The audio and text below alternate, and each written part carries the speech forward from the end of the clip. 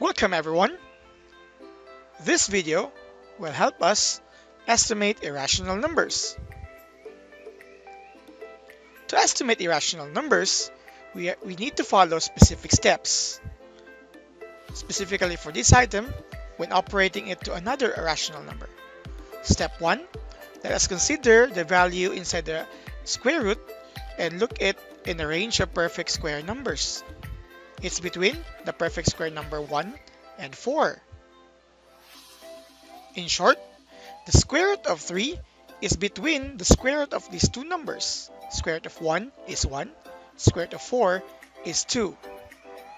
So the value of the irrational number square root of 3 is just between 1 to 2. Now that we know that the value of square root of 3 is between 1 to 2, let us now determine where is it closer to. Is it to 1 or to 2? Take note that square root of 3 is closer to square root of 4 by one step. In short, it should be closer to the square root of value of square root of 3 must be closer to the value of square root of 4, which is 2. That is its nearest integer. Now that we know that it's closer to 2 than to 1, we can now estimate it in its nearest tenths by choosing the values closest to 2 in nearest tenths. So we have 1.5, 1.6, 1.7, 1.8, and 1.9.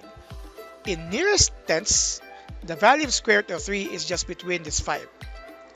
Since it's square root, we're going to take the perfect square of each number and determine the value closest to value of 3.0. Since it's closer to 1.7, its nearest tenth is 1.7.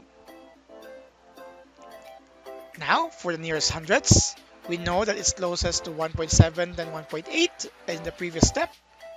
Let us now use the values in two decimal places closest to 1.7.